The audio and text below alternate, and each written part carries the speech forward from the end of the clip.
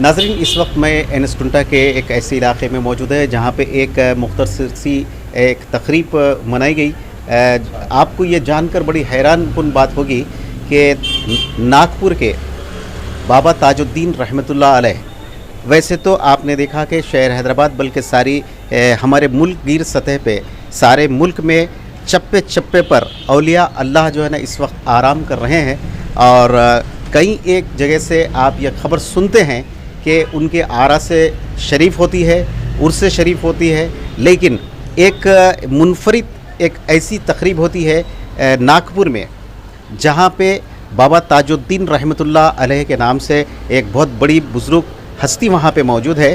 और ख़ास बात वहाँ की ये है कि वहाँ पे हिंदू, मुस्लिम, सिख, ईसाई बड़े इत्तेहाद का मुजाहरा करते हैं। और ऐसा इत्तेहाद आज के मुल्क में, आज के माहौल में, आज के हिंदुस्तान में इस बात की बेहद ज़रूरत है। और बेहतरीन चीज़, आपको अगर हिंदुस्तान की गंगा जमुना तहज़ीब का अगर मंज़र आपको देखना है तो एक हिंदुस्तान की कैफियत, हिंदुस्तान का तहज़ीब, हिंदुस्तान का तमद्दुन, हिंदुस्तान की मोहब्बत, हिंदुस्तान का इत्तेहाद आप वहाँ पे नागपुर में देख सकते हैं।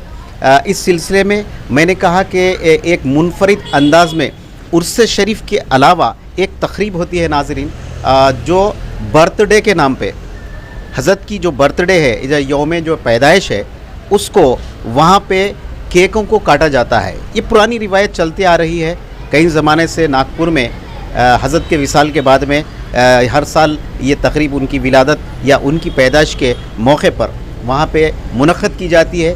फूल के बजाय वहाँ पे केक के से तमाम ज़ायरीन की तवाज़ी की जाती है।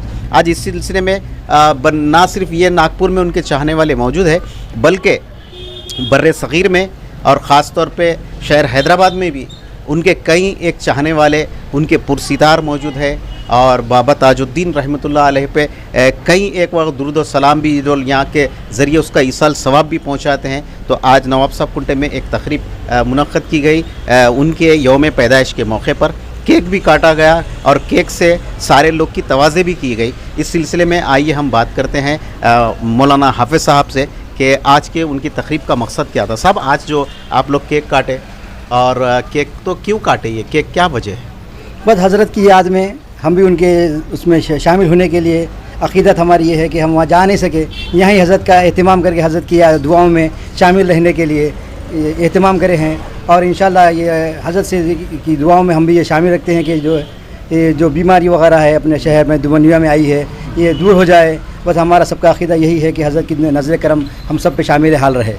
ऐसा ये बताइए कि ख़ास तौर पे जहाँ जहाँ भी शहर हैदराबाद के अंदर जैसे आपने तकरीब की केक के ज़रिए उनकी यौम पैदाइश के मौके पर खुशी का इज़हार किया, मसरत का इज़हार किया, तो इस किस्म की जो तकारीब है या इस किस्म का जो फंक्शन है और दीगर मुकामात शहर हैदराबाद में होता है?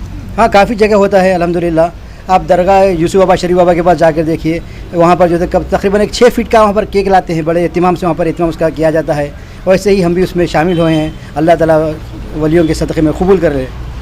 आप क्या समझते हैं कि नागपुर का जब तसव्वुर होता है या नागपुर की जब बात आती है तो वहाँ पे एक जो है आरएसएस का वहाँ पे मरकज़ है, लेकिन वहाँ पे बात ये है कि वहाँ पे आज तक हिंदू मुस्लिम फसाद नहीं हुआ।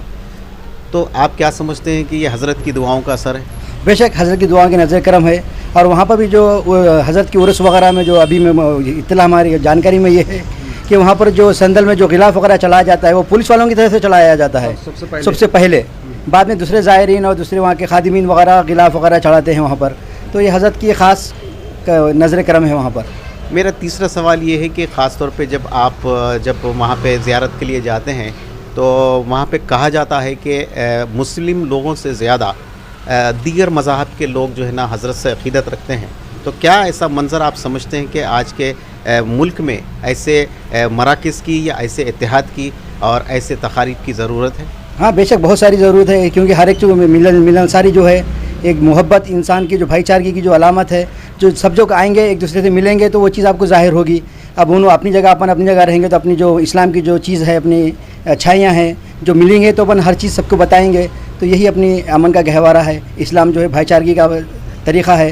तो अल्हम्दुलिल्लाह इससे सबको एक तहरीक मिलेगी इससे।